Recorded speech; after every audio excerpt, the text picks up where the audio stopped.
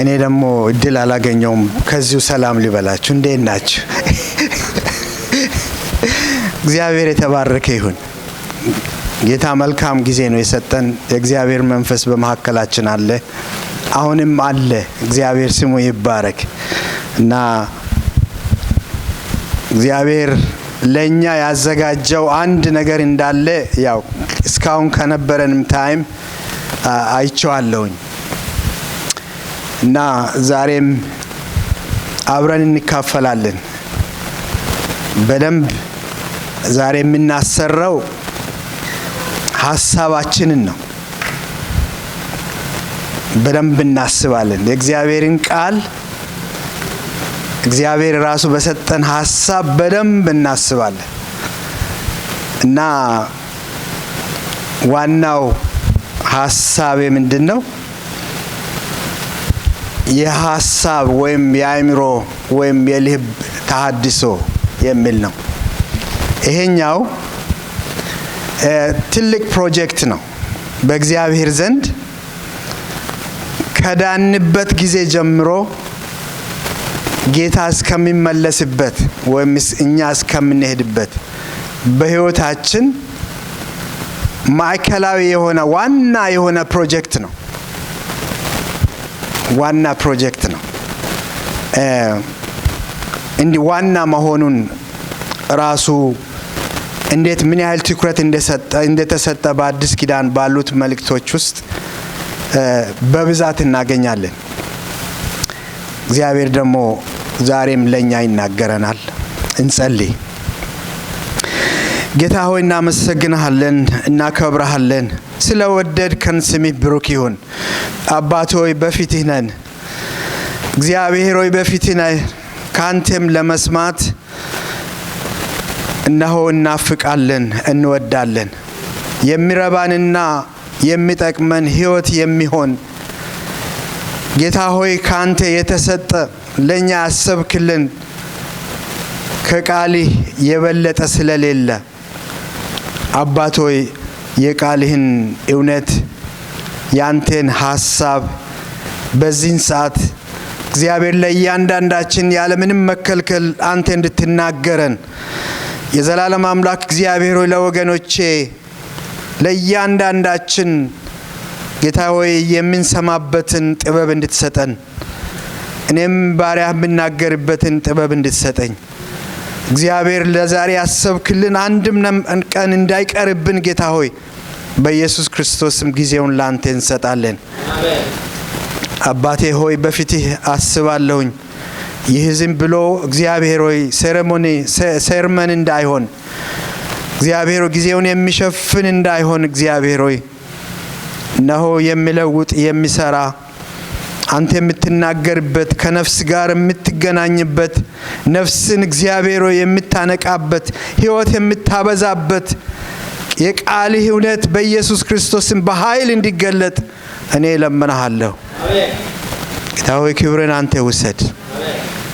ያንን ሁሉ የሚያደናቅፍ በማንኛውም አቅጣጫ የሚያውክ ዲስትራክት የሚያደርግ የሥጋ ሐሳብ ቢኖር እግዚአብሔር የጠላት ጣልቃ ገብነት ቢኖር በጌታ በኢየሱስ ክርስቶስ ስም በዚህ ሰዓት አዛለሁኝ።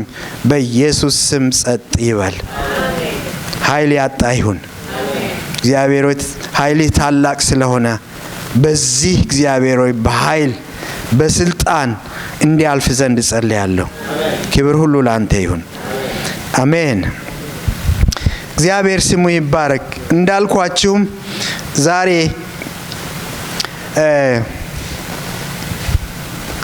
ታድሶን ነው። በቃ መታደስ የሆነ ለባጆ አለ አይደል? ኦይል ቼንጅ የመሳሰሉ ነገሮች። ምክንያቱም መንገደኞች ነን እኛ መንገደኞች ነን። አሁን ያለንበት መጨረሻችን አይደለም፣ ማለፊያችን ነው እና ደግሞም ምን ደርስበት ግብ ያለን ቦታ ያለን ነን። እንደ እግዚአብሔር ቃል ደግሞ ያ የምንደርስበት ያ መጨረሻ የምንልበት እየቀረበ እየጎላ እየፈጠነ ባለበት ጊዜ ይህ መታደስ ይህ መለወጥ ይህ ማደግ እጅግ አስፈላጊ ነው። እጅግ አስፈላጊ መቼም የሚቆም አይደለም እና አንዳንድ ከእግዚአብሔር ቃል እዚህ እንደምታዩት በሚታስተውሉበት ጊዜ ትልቁ ትእዛዝ ነው። ትልቁ ጥሪ ነው።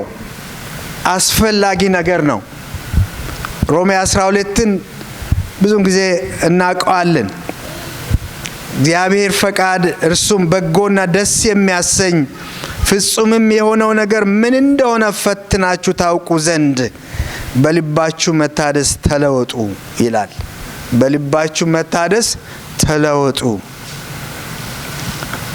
ለምንድን ነው ይህ መለወጥ ያስፈልገው? የእግዚአብሔርን ፈቃድ እርሱም በጎና ደስ የሚያሰኝ ፍጹምም የሆነው ነገር ምን እንደሆነ ፈትናችሁ ታውቁ ዘንድ። ካልተለወጥን አናውቀውም ማለት ነው።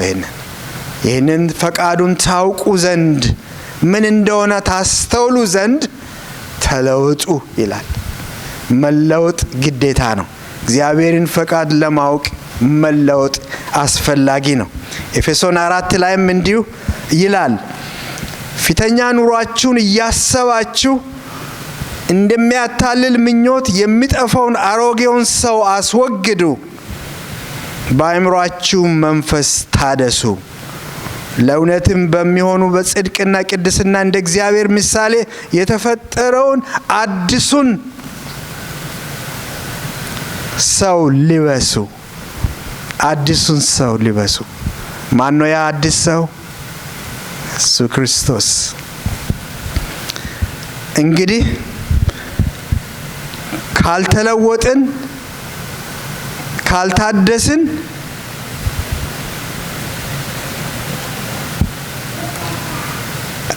እና ለእውነትም በሚሆን ጽድቅና ቅድስና እንደ እግዚአብሔር ምሳሌ የተፈጠረውን አዲሱን ሰው መልበስ አንችልም ማለት ነው። ስለዚህ ምን ያስፈልጋል? መለወጥ ያስፈልጋል። መታደስ ያስፈልጋል። ቆላስይስ 3:10 ላይ እንዲሁ እርስ በእርሳችሁ በውሸት አትነጋገሩ፣ አሮጌውን ሰው ከስራው ጋር ገፋችሁታልና የፈጠረውን ምሳሌ እንዲመስል እውቀትን ለማግኘት የሚታደሰውን አዲሱን ሰው ለብሳችሁታል ይላል። ምን ለማድረግ? ክርስቶስን የፈጠረንን እርሱን ምሳሌ እንዲመስል እውቀትን ለማግኘት፣ ያንን የመምሰልን እውቀት ለማግኘት፣ ያንን የመምሰልን እውቀት ለመፈለግ ምን ይላል? አዲሱን ልብስ ለብሳችኋል ይላል። በኋላ ቅድም ልበሱ ይላል። ከዛ በኋላ እዚህ ደግሞ ኦሬዲ ለብሳችኋል ይላል። በኋላ እመለስበታለሁ። እንዲሁም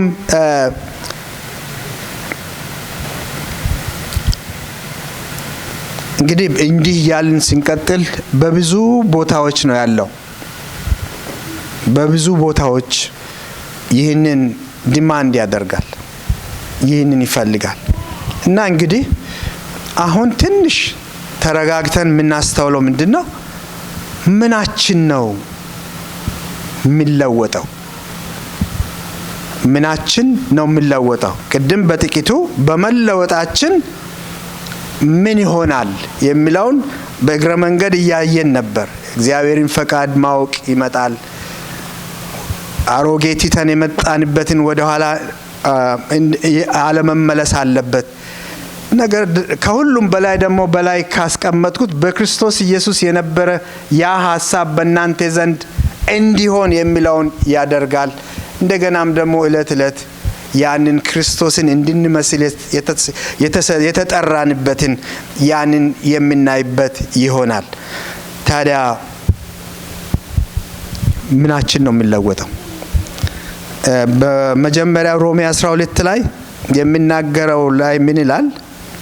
በልባችሁ መታደስ ተለወጡ ይላል። በአንዳንድ ትርጉሞች ደግሞ በአእምሮአችሁ መታደስ ተለወጡ ይላል። ሌላም በምናይበት ጊዜ በልቦናችሁ የሚልበት አለ እና ሌላም ደግሞ የነፍስን ለውጥ የሚጠቁምበት አለ። ስለዚህ እዚህ ቦታ ያተኮረ ያለው ምንድነው? በአስተሳሰባችን በአእምሮአችን እንድንለወጥ ነው። ይሄ አእምሮ የሚለው ነገር ደግሞ ምንድነው? በዚህም ሆነ በዛ በመናስተውልበት አእምሮ የሚያሳየው ምንድነው? ማወቂያችን ነው። ዕውቀትን የምናውቅበት ማለት ነው። አእምሮ ማለት ዕውቀትን የምናውቅበት የዕውቀት ምንጭ ማለት ነው። የዕውቀቱ አስተሳሰባችን ሳይሆን ሐሳቡ ራሱ የሚፈልቅበት ማለት ነው። እንግዲህ በጣም እንትን ይመስላል አይደል? ትንሽ ራቅ ያለ ይመስላል። ማስተዋልን ይጠይቃል። እንግዲህ ይህንን በምናይበት ጊዜ አእምሮ ማሰቢያ ነው።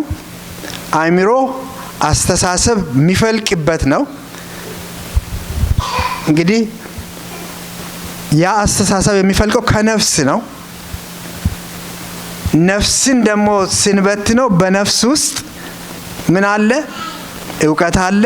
በነፍስ ውስጥ ስሜት አለ። በነፍስ ውስጥ ፈቃድ አለ።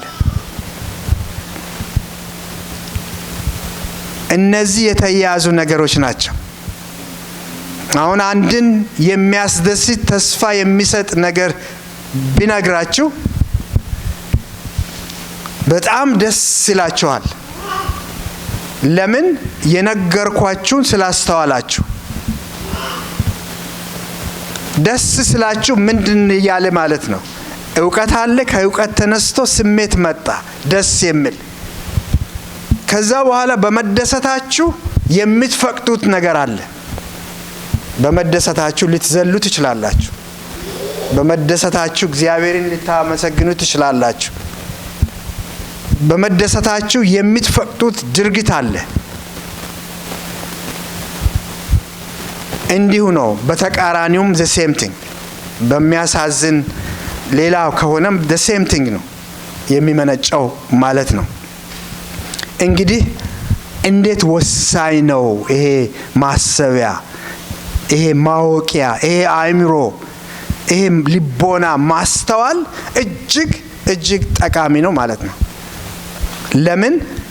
ያቺን አእምሮ የተቆጣጠረ የኛን ፈቃድ፣ የኛን ስሜት፣ የኛን ግብ ተቆጣጥሯል ማለት ነው። ኤፌሶን 2:25 ላይ እንዲህ ይላል፣ በበደላችሁና በኃጢአታችሁ ሙታን ነበራችሁ፣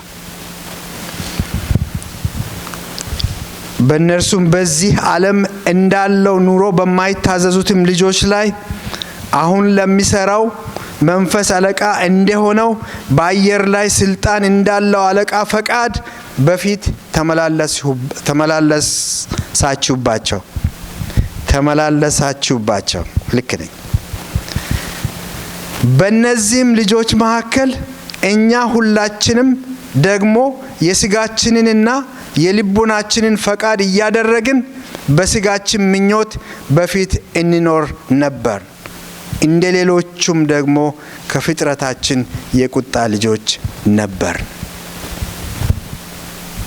ይሄኛው አሮጌ ሰዋችን፣ አሮጌ ብሎ እግዚአብሔር ቃል የሚናገረውን አዲስ ከመወለዳችን በፊት በክርስቶስ እንደገና ከመፈጠራችን በፊት ያለውን ሰዋችንን፣ ማንነታችንን ነው የሚያሳየው። ይሄኛው በምናይበት ጊዜ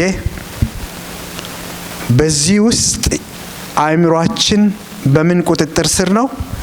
አእምሮአችን በጠላት ቁጥጥር ስር ነው።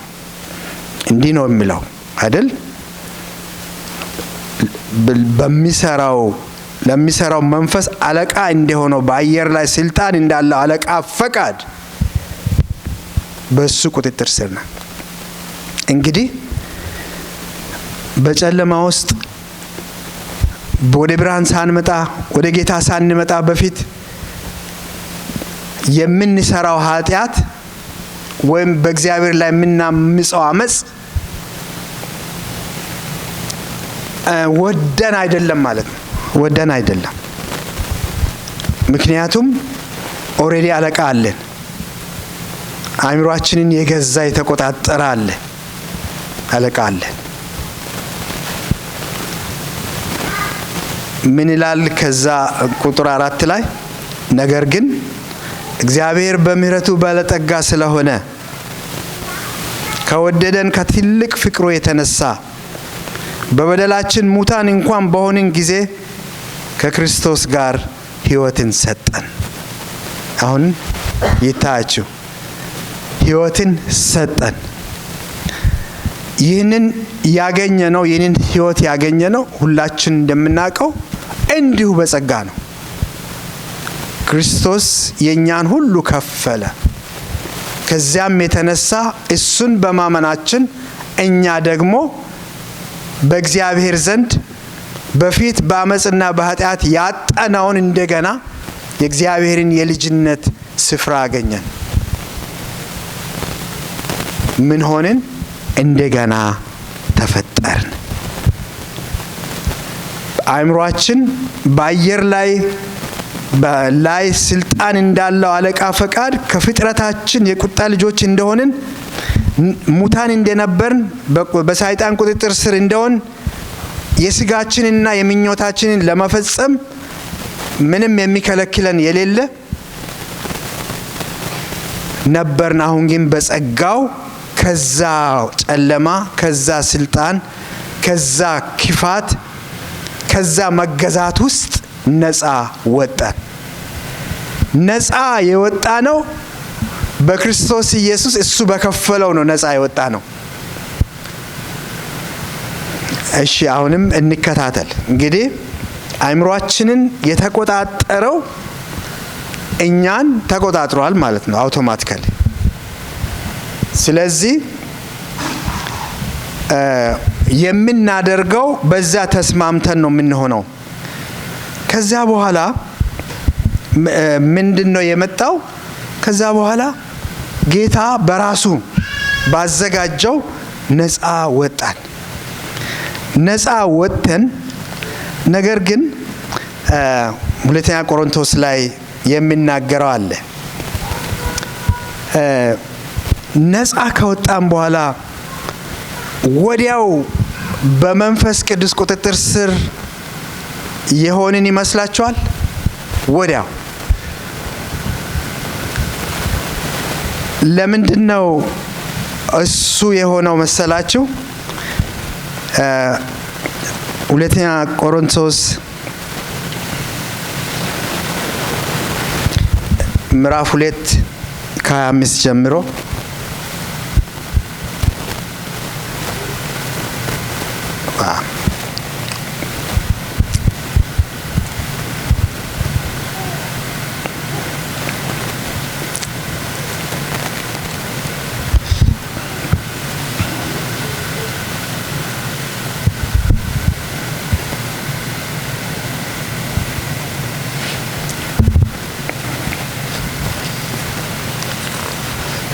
እሺ እና ምን ይላል? ሁለተኛ ቆሮንቶስ ነው ያልኩት።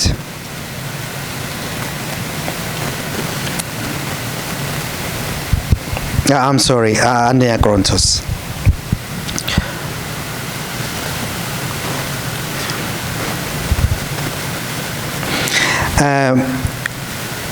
አንደኛ ቆሮንቶስ 3:1-3 ላይ ይላል፣ እኔም ወንድሞች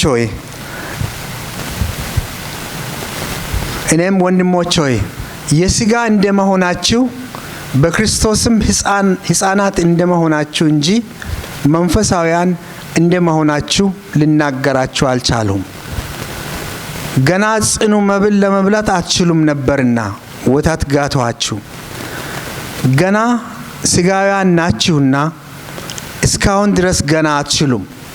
ቅናትና ክርክር ስለሚገኝባችሁ ሥጋውያን መሆናችሁ አይደለምን? እንደ ሰው ልማድስ አትመላለሱምን? እያለ ይቀጥላል። እኔ የአጵሎስ እኔ የጳውሎስ የሚል ክፍፍል ሁሉ ነበረበት። እነዚህ ምን የሆኑ ናቸው? እነዚህ አምነው ድነው በቤተ ክርስቲያን ያሉ ናቸው። ፕሮጀክቱ ተጀምሯል። የተጀመረው ፕሮጀክት ጅማሬውን አንደኛውን በተለይ መሰረታዊ የሆነውን ያንን ያለፉ ናቸው። ከዛ ከጨለማው ወደ ብርሃን መጥተዋል። ከዛ ከእስራት ከስልጣናትና ከአለቃት ቁጥጥር ውጪ መጥተዋል። አሁን በጸጋው አምነው የዳኑ ናቸው። ነገር ግን ከዚህ ከፍ ብሎ በሚነበብበት ጊዜ ማነው አንደኛ ቆሮንቶስ ወደ 12 መጨረሻ ላይ ምን የሚል አለው ሐዋርያ ጳውሎስ? እኛ የክርስቶስ አእምሮ አለን ይላል። እኛ የክርስቶስ አእምሮ አለን ይላል። እና አሁን ነው በደንብ ቀስ ብዬ እያነበብኩ የተረዳሁት። ብዙውን ጊዜ አምን ብዬ የተቀበልኩት ነው የራሴ ብዬ ማለት ነው። በእርግጥ ሊሆንም ይችላል።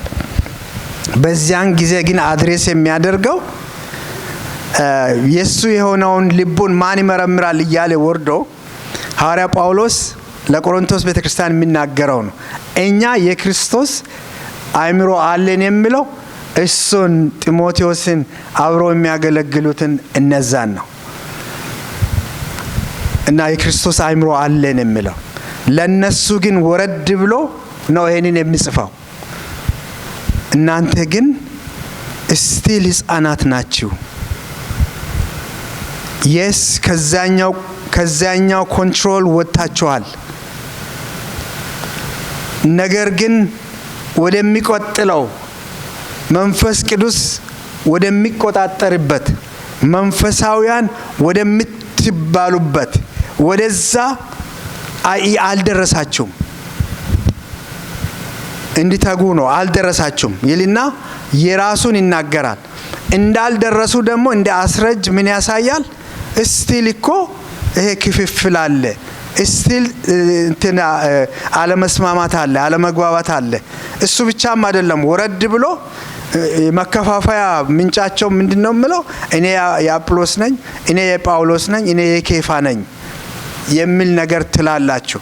እና ይሄ ወደዛ ሲወረድ ያሉበትን በትክክል የሚያሳይ ነው። ግን ይሄንን እኔ አሁን ያነሳውበት ምክንያት ምንድነው? እንግዲህ አእምሮአችንን የሚቆጣጠር የሚመራን ከሆነ ከጠላትና ከሞት ከዛ ከጨለማ ቁጥጥር በክርስቶስ ኢየሱስ እሱ በሰራው ነፃ ወጥተን ከሆነ እርግጠኛ ነን ሁላችንም በዛ ቀንበሩ ተሰብሮ ወጥመዱ ተሰብሮ ሁላችንም ያመለጥነን እዚህ ያለ ነው። ምንን ለማመላከት ነው? አሁን በአእምሮአችሁ መታደስ ተለወጡ የሚለው እኛን ይመለከታል ወይ ነው። በአእምሮአችሁ መታደስ ተለወጡ የሚለው ይሄ የሚቀጥል ማለት ነው። እንደ ክርስቶስ ምጽአት ድረስ የሚቀጥለው ይህ እኛን ይመለከተናል ወይ ነው። ኦኬ፣ ከዲያብሎስ እና ከዛ ከጨለማ ቁጥጥር ካወጣን ወደ መንፈስ ሙሉ በሉ ወደሚቆጣጠርና ወደ ሙላቱ ካልገባን ታዲያ ሌላ በመሐከል አሁን እኛ እንድንታደስ እንድንታጠብ የሚነገረን የሚቆጣጠረን ሌላ ምን አለ ታዲያ? እሱን ነው የምናየው። ማን አለ መሰላችሁ? በጣም ኃይለኛ አለ በመሐከል። በጣም ኃይለኛ ያለው ማን ነው? ስጋችን ነው። ስጋችን ነው። እኔነት ነው።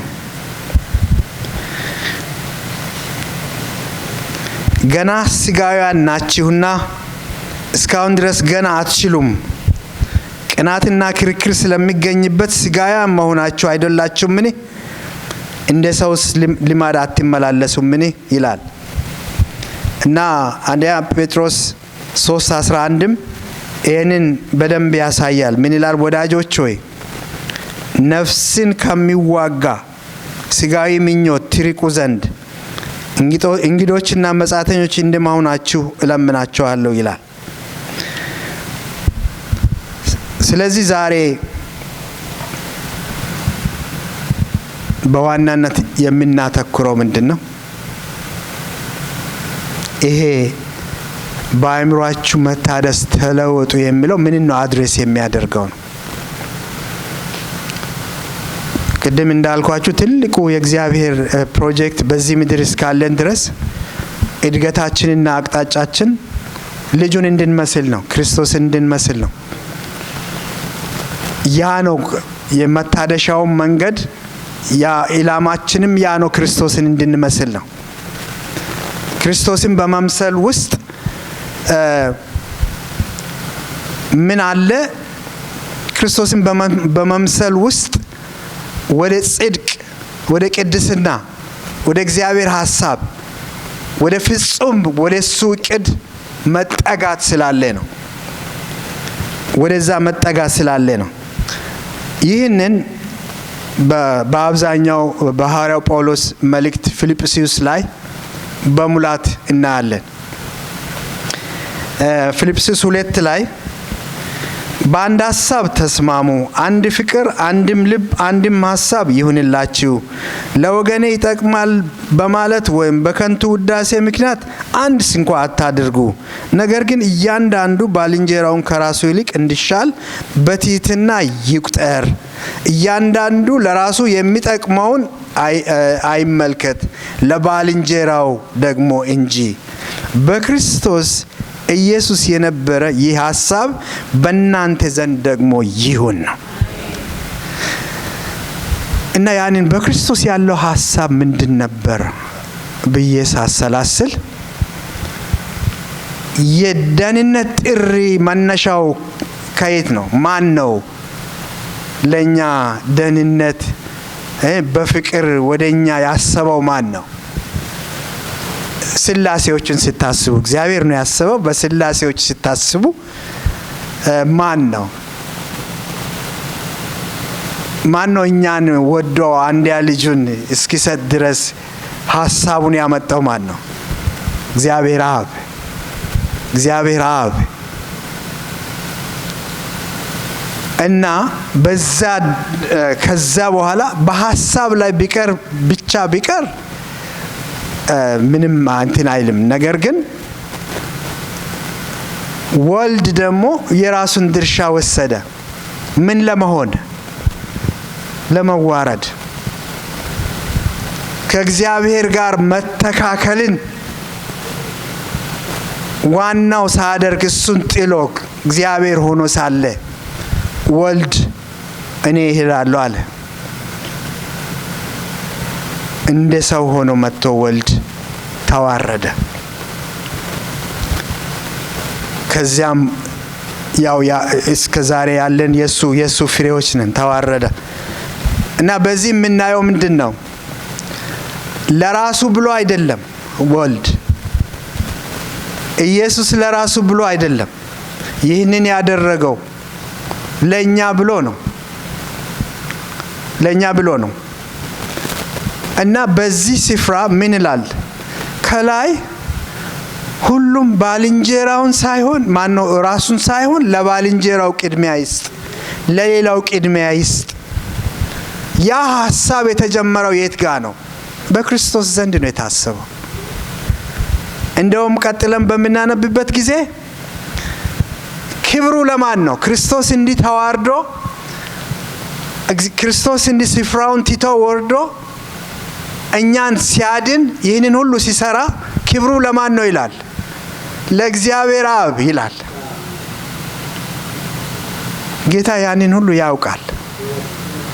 he did all ያደረገው ኤክስክሉሲቭሊ ለኛ ነው ማለት ነው። ለሱ የሚያገኘው አንድም ነገር የለም። ለሱ ያሰበው አንድም ነገር የለም። ሴልፍሌስ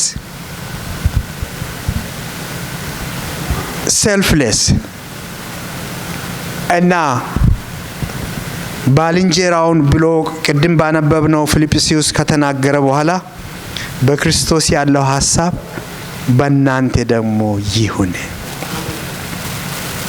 እቺ ነች በጣም የምታስቸግረን። ይሄ ነው በጣም በጣም የሚፈታተነን። በመጀመሪያ ደረጃ ትህትና እኮ ቅድምም ስንዘምርም ነበር። ትሁታን እግዚአብሔርን ያያሉ፣ ትሁታን ለእግዚአብሔር ቅርብ ናቸው፣ ትሁታንን እግዚአብሔር ይወዳል የምንለው ትህትና ማለት በደንብ ዲፋይን ስናደርግ ክርስቶስ ያደረገው ነው። እና ትህትና ዝቅ ማለት አይደለም፣ ወይም መዋረድ እንዋረዳለን ምን የምንለው ነገር አለ። ላይክ በራሳችን ድሮኑ የወረድን ነን፣ ወዴት እንወርዳለን? ግን እንዴት ነው? መውጣትም መውረድም አይደለም።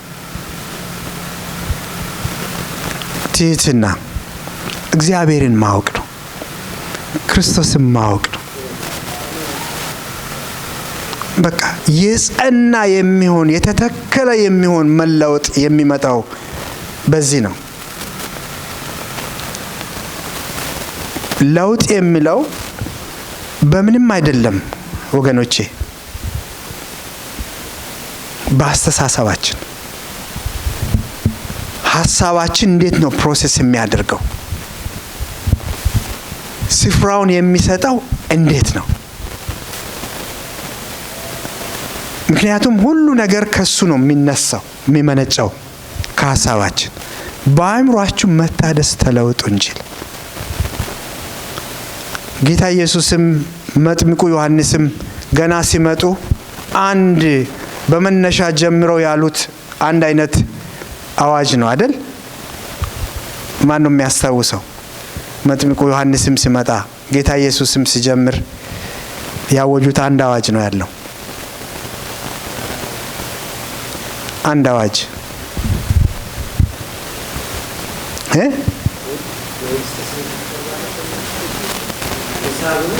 ወንደርፉል መንግስተ ሰማያት ቀርባለችና ንስሐ ግቡ። በደንብ አስተውላችሁ፣ መንግስተ ሰማያት ቀርባለችና ንስሐ ግቡ። መንግስተ ሰማያት ብዙን ጊዜ የምናየው እኛ ላይክ በጣም ግላመረስ የሆነ ወይ ትልቅ አዳራሽ ወይ ትልቅ ሌላ የሚያምር ነገር እናስባለን። ጥሩ ነው፣ እሱም አለ። ግን ትልቁ ነገር መንግስት የሚለው መንግስት ነው፣ አገዛዝ ነው፣ ስርዓት ነው። እግዚአብሔር የሚገዛበት፣ እግዚአብሔር የሚመራበት ፈጽሞ ይሄን አይደል የምንጠብቀው? በመጨረሻ ራእይን ስናጠና እንደምታስተውሉት በመጨረሻ እሱ በጉ ጌታ ኢየሱስ ራሱ ፀሐይና ጨረቃ ብርሃን ሳያስፈልግ በጉ ብርሃን ሆኖ እሱ ንጉስ ሆኖ የምንኖርበት ያ የመጨረሻው የምንናፍቀው ማለት ነው። እና መንግስት ቀርባለችና ንስሐ ግቡ። ንስሐ ግቡ በዛ ስፍራ ምንድነው? እንደው ከቀኝ ኋላ ዙር ነው በቃ። አሁን ያለው መንግስት ምንድነው? የራስ መንግስት ነው። አሁን ያለው መንግስት የዓለም መንግስት ነው፣ የስጋ መንግስት ነው። ግን እንደ መንፈስ ሆኖ ደግሞ ዲሲቭ እያደረገ የሚቆጣጠረው ጠላት አለበት። ያ ነገር ነው በአስተሳሰባችሁ የሞላው፣ በሐሳባችሁ የሞላው የሚገዛችሁ እሱ ነው። ስለዚህ ንስሐ ግቡ፣ ከዛ ውጡ፣ ከዛ ተቀየሩ፣ ከዛ ተለውጡ የሚል ነው። እና ዛሬም በአእምሮ መታደስ የሚለው ፊት ለፊት አይተን እንድንታገል ያለው እውነት ምንድነው? የስጋ ነው፣ የኔነት ነው፣ ማንነት ነው። ጋሽ ያለው የሚለው አለ አንድ 3 ታስተውሳላችሁ አይደል?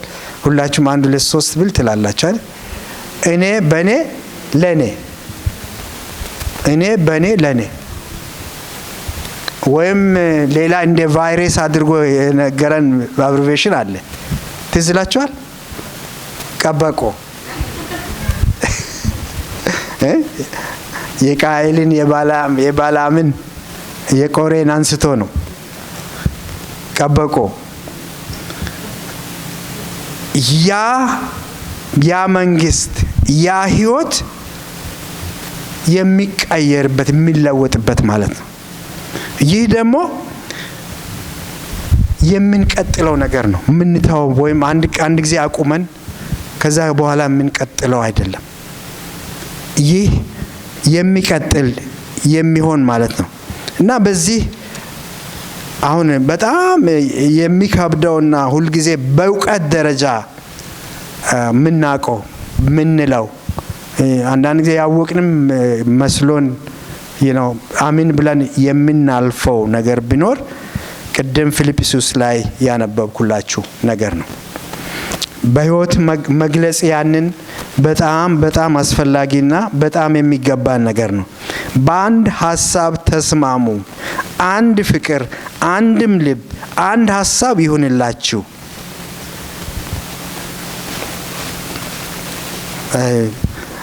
ይሄ እግዚአብሔር ጣልቃ ካልገባ በእግዚአብሔር መንፈስ የማንመራ ከሆነን በእግዚአብሔር በመንፈሱ ቁጥጥር ስር ካልሆነን ከዛ ወጥተን በሱ ቁጥጥር ስር ካልሆነን በስተቀር የሚሆን አይደለም።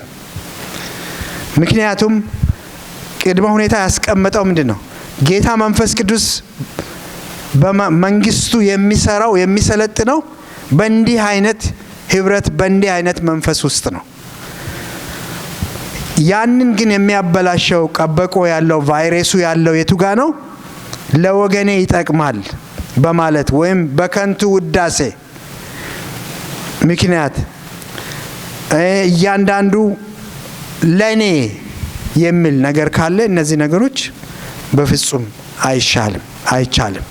ስለዚህ በትህትና መቁጠር እጅስ የውሳኔ ነገር ነው። በመንፈስ የመመራት በስጋ የመመራት እንደ በእግዚአብሔር ፈቃድ ውስጥ መኖር ወይም በተቃራኒው በራስ ፈቃድ መኖር ልዩነቱ እንደዛ ነው። ነገር ግን እኛ የተጠራ ነው በእግዚአብሔር ፈቃድ ውስጥ ሆነን እንድንጠቀም ነው። እና አንድ ነገር ብዬ ጨርሳለሁኝ። እስራኤል ከግብጽ ሲወጡ እንዴት እንዳላቀቃቸው ከዛ ባርነት ውስጥ ታሪኩን በደንብ ታውቃላችሁ። እግዚአብሔር በብርቱ ክንዱ እንዴት አድርጎ እንዳላቀቃቸው ከፈርዖን እጅ እና ያ እስራኤል ከወጣ በኋላ ኤርትራን ባህር ከተሻገሩ በኋላ ምን ይላል? በጣም የሚገርመኝ ነው። ዘጸአት ውስጥ ያለው ክፍል ነው። በበረሃው በፍልስጤማውያን መካከል ሳይሆን በሌላ በበረሃ በረጅም መንገድ መራቸው፣ ወሰዳቸው። ምክንያቱም ምን እንደሆነ ታውቃላችሁ? በፍልስጤም መካከል ቢሄዱ ይላል እዛ ቦታ ሰልፉን ያዩና ወደ ኋላ ይመለሳሉ። ስለዚህም በማያውቁት መንገድ በሩቅ መራቸው። ከዛ በኋላ ምን ይላል? በማያውቁት መንገድ ነው እየመራቸው ያለው። ነገር ግን በቀንም በሌሊትም ይመራቸው ነበር። በቀን በደመና በሌሊት በእሳት አምድ ይመራቸው ነበር። ይታያቸው። አሁን እነዚህ በማያውቁበት መንገድ በእሳት አምድና በደመና የሚመሩ ሰዎች የማያውቁት መንገድ ስለሆነ ወደ ኋላ አይመለሱም። ድካማቸውን ያውቃል፣ እግዚአብሔር ያውቃል። በዚያም ውስጥ ደግሞ ይታያችሁ በቀን በዛ በረሃ ውስጥ አውቆ እኮ ነው የሚመራው። በደመና ጥላም ነው እኮ ያዳመና፣ እረፍትም ነው እኮ ያዳመና። ጌታን በመከተል ውስጥ እኮ መጠለል አለ። ጌታን በመከተል ውስጥ ጥላ አለ። ከዚያም አልፎ ማታ ደግሞ ምናልባት ሊበርድ ይችላል፣ ሊቀዘቅዝ ይችላል። በእሳት አምድ ብርሃንም አለው። ግን ዋናው ነገር ምንድነው? ከነርሱ አልተለየም ነበር። he just wants to get them እሱ ወደ ተስፋይቷ ምድር ጠርቶ ወደ አወጣቸው ሊያደርስ ዘንድ ይፈልጋል። ይፈልጋል። ሲመራ ግን ያውቃል፣ ድካማቸውን ያውቃል። በእርግጥ በመንገድ ታሪኩ እንዴት እንደሆነ ሁላችንም ስለምናቅ ነው። ያ የዘሴም ፕሮብሌም ዛሬ በእኔና በእናንተ ውስጥ ያለ ፕሮብሌም። ጌታ የልብን መለወጥ፣ የአእምሮ መለወጥ፣ መታደስ፣ በመንፈስ መመራት ብቸኛና ብቸኛ እንደሆነ የምናገርበት ምክንያት አለው። ምክንያቱም እየያዝን ስንት እንጥላለን፣ እየሄድን ስንት እንመለሳለን። 2 እርምጃ ወደፊት 1 እርምጃ ወደ ኋላ፣ በብዙ መልኩ ስንት እንንገዳገዳለን። ያንን ግን መፍትሄ አድርጎ የሰጠው ወደ ተስፋ እሱ ወደ ተሰጠን ሕያው ተስፋ እንድንወርስ ዘንድ የሚያደርገው ምንድነው?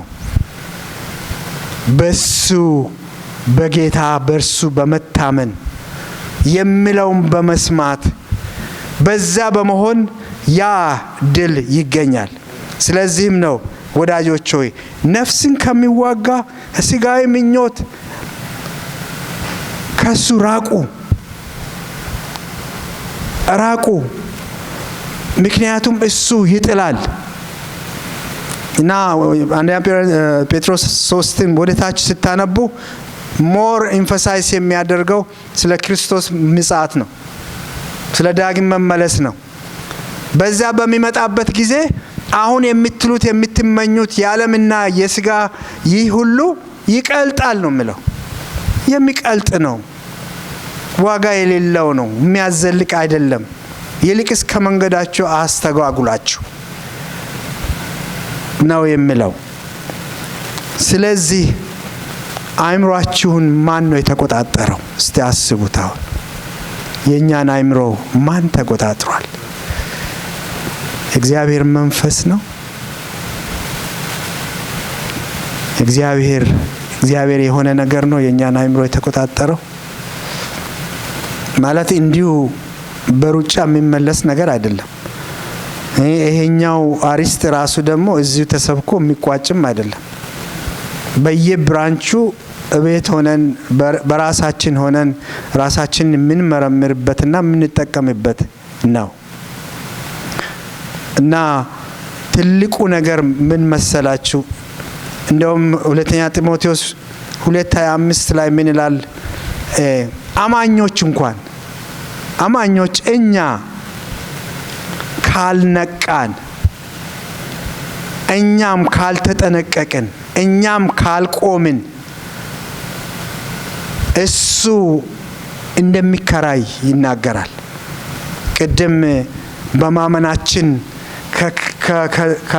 ከጠላት ከዛ ከአውሬው ስልጣን ወጥተናል፣ እሱን አምልጠናል ብለናል አይደል?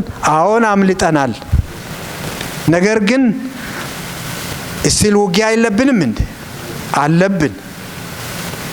ውጊያው አንዳንድ ጊዜ በዘልማድ እንደምናስበው ውጊያው ሳምቲንግ እቃችንን መስበር፣ ጤናችንን ማጉደል እንደዛ መስሏችኋል? ዋናው ውጊያው አይደለም። ትልቁ ውጊያው የጠላት የዲያብሎስ ውጊያ ሽንገላ ነው። የሚዋጋው አስተሳሰባችን ነው፣ ሐሳባችንን ነው የሚዋጋው፣ ልባችንን ነው የሚዋጋው። እሱን ነው ኤፌሶን 6:10 ታያላችሁ። በቃ ኤፌሶን 6:10 ነው። እሱ ሸንጋይ፣ እሱ የሚዋጋን፣ ያንን መቃወም እንድንችል ዘንድ የእግዚአብሔርን የጦር ዕቃ እንድንለብስ እንድንጠነቀቅ ይመክረናል። ከዛ ልናመልጥ የምንችለው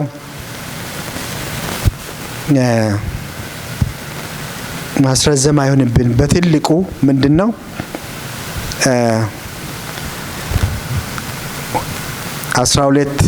ሮሜ 12 እንዳለው ነው። የመጀመሪያው ሰውነታችሁን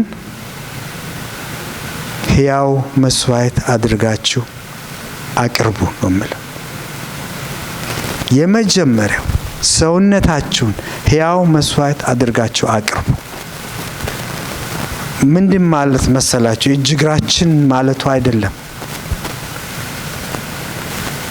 ፈቃዳችን ማለቱ ነው። በፊት በብሉይ ኪዳን ዘመን መስዋዕት ይቀርባል። ያንን አያይዞ ነው የሚናገረው። መስዋዕት ሲቀርብ የበግ መስዋዕት እንደዛ ሲቀርብ እዛ ያሉ ካህናት ምን ያደርጋሉ? መሰዊያው ላይ ያ ነገር ተወጥሮ ቆሞ ያንን ይበልቱታል። ቅልጥሙን ምኑን እያደረጉ መሰዊያው በቃ በትክክል እንዲቀርብ የሚያደርጉት ነገር አለ። ዛሬ እሱ አይደለም፣ የበግን አይደለም የሚፈልገው። በዛ እንጨት በተረበረበው መሰዊያ ላይ አይደለም ዛሬ የሚጠይቀው። እኔና እናንተ ራሳችንን፣ ሰውነታችንን፣ ፈቃዳችንን በሱ ላይ እንድናደርግ ነው። ፕራክቲካሊ እንዴት ማድረግ እንችላለን? አንድ ዕብራውያን ላይ እንደሚናገረው የእግዚአብሔር ቃል ምንድነው? የእግዚአብሔር ቃል ቅልጥምን እንደ በግ በላቾቹ ዝም ብሎ ከውጪ ያለውን አይደለም የሚበልተው። መስዋዕቱን የሚያደርገው እንደሱ ብቻ አይደለም፣ ነገር ግን ነፍስንና መንፈስን እስኪከፍል ድረስ ያደርጋል። ስለዚህ አንዱ መሰዊያ ላይ ራስን ማስቀመጥ ማለት ነው ለእግዚአብሔር የእግዚአብሔርን ቃል በቸልታ እንየው። እሱን እንብላ፣ እሱን እንመገብ። የነፍሳችን ምግብ ነው። መንፈስ ያለበት ነው፣ የሚለውጠው አስተሳሰባችን የሚለውጠው የክርስቶስን ሐሳብ በእኛ ውስጥ የሚያስቀምጠው የእግዚአብሔር ቃል ነው። ያ ካልሆነ በፍጹም እና ቃሉ ኤፌሶን 5 ላይ እንደሚናገረው 5:26 ላይ ቤተክርስቲያንን እንደሚያጥባት በቃሉ እንደሚያጥባት ይናገራል። ንጹህ ልብ እንዲኖር ንጹህ ልብን የሚፈጥረው የሚያጥበው ውሃ እግዚአብሔር ቃል ነው። ለቃሉ ጊዜ መስጠት፣ ለቃሉ በቃ ጊዜ መስጠት ብቻ አይደለም። የእግዚአብሔር ቃል ነው፣ ሕይወት ያለበት ቃል ነው። በመታመን ለቃሉ ክብር መስጠት። እሱ ያለው ይሆናል። ሰማይና ምድር ያልፋል፣ የእግዚአብሔር ቃል ግን አያልፍም። ዘላለማዊ ነው፣ ይሰራል፣ ይለውጣል። ስለዚህ እስከምንደርስበት እስከዛ ድረስ እየታደስን እንድንቆይ ዘንድ እግዚአብሔር ቃል ይረዳናል።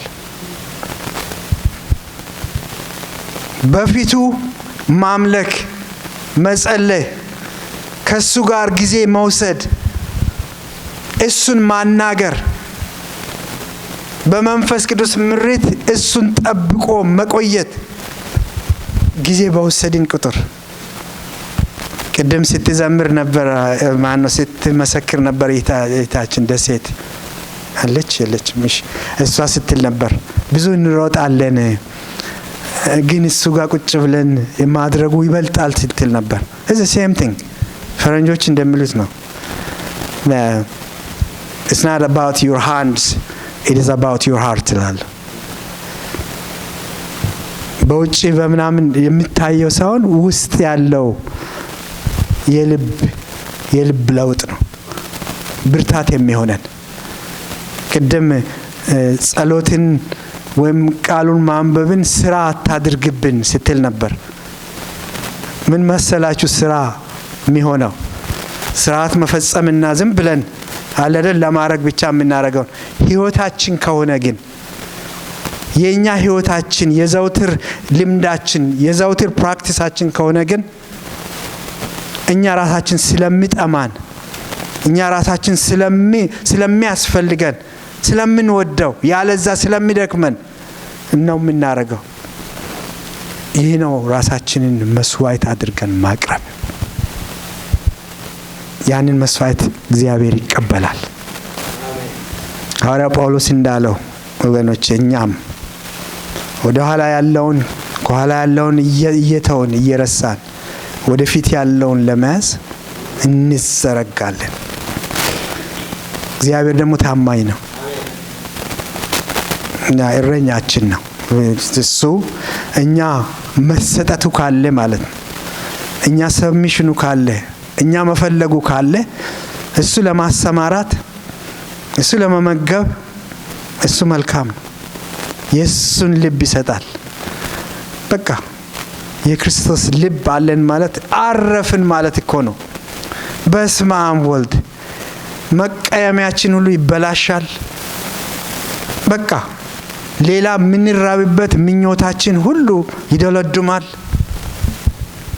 ትግል የለም፣ እንቅልፍ የሚነሳን ነገር የለም። የሌላ ሰው ማንኛውም ነገር ባዘር አያደርገንም። በቃ ቅድም በነገርኳችሁ ክርስቶስ እንደዛ ተዋርዶ አብ እንዲከብር አባቱን ታዞ እንዲሆነው መጨረሻ ላይ ከሰረ፣ ከፍ አላለም። ከምንም በላይ ከስሞች ሁሉ በላይ ከምን ሁሉ በላይ የሆነውን ስም ሰጠው፣ ከፍ አለ። ስለዚህ ይህን በማድረጋችን ከፍታ ነው ያለ። ለኛም ከፍታ ነው ያለ፣ አንዋረድም። ስለዚህ እውነተኛ ትሑታን እንሆናለን፣ እውነተኛ አምላኪዎች እንሆናለን። እግዚአብሔር ደግሞ ይረዳናል። እንጸልይ። ሃሌሉያ።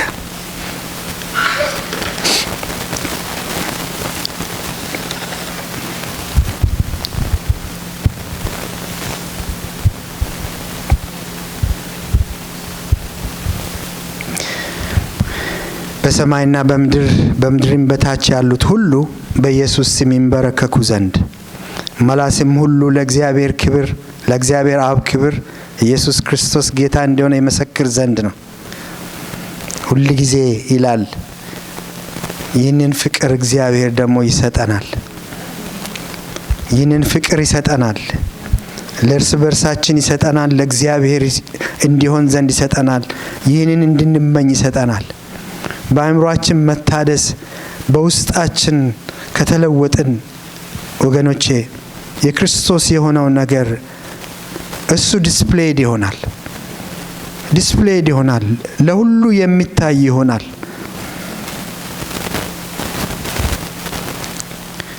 ጌታ ሆይ እና ሁላችንም በፊትህ ነን። ሁላችንም የተቀመጥንበትን የቆምንበትን እያንዳንዳችን አንተ ታውቃለህ። ጌታ ሆይ አንተ ታውቃለህ። መንፈስ ቅዱስ የእያንዳንዳችንን ያለንበትን ልንሄድም የምንፈልግበትን የምንጓዝበትን ጌታ ሆይ እንደሚገባን በየግላችን እግዚአብሔር ሆይ እንድታስገደን፣ እንድታስጉዘን፣ አብርሃን እንድትወጣ ጌታ ሆይ አብርሃን እንድታዘግም እግዚአብሔር ሆይ ቃል ሕይወት እንዲሆነን በነገር ሁሉ እግዚአብሔር ሆይ ሐሳብ እንዲፈጸም ሐሳባችን እንደ ሐሳብ እንዲሆን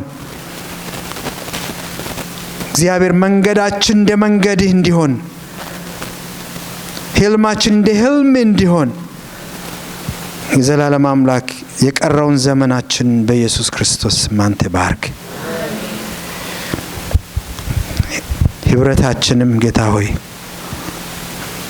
አንተ ራስ የሆንክባት ይህችም ህብረት በጌታ በኢየሱስ ክርስቶስ ስም ካንተ የሆነውን እውነተኛውን ጌታ ሆይ ችቦ ይዛ የምትሄድ አንተን ራስ አድርጋ እግዚአብሔር ሆይ እንደ አካላት ሆና በአንድነት በኃይልና በስልጣን በጨለማው ላይ በስልጣን የምትሄድ እንድትሆን ዘንድ ይህችን ህብረት ደግሞ አብዝተህ ባርካት። ጌታ ሆይ እያንዳንዳችን ድካማችንን አንተ ባርክ። ውዴ ሆይ ከእያንዳንዳችን ጋር እግዚአብሔር አምላክ ሆይ ከአገልጋዮቼ ጋር ከእያንዳንዳችን ጋር ሐሳብህን ኮሚኒኬት እንድታረግ ጉልበቴን ቻርጅ እንድታረግ በኢየሱስ ክርስቶስ ስም ለመን። ክብርን አንተ ውሰድ። አመሰግናለሁ በኢየሱስ ስም አሜን።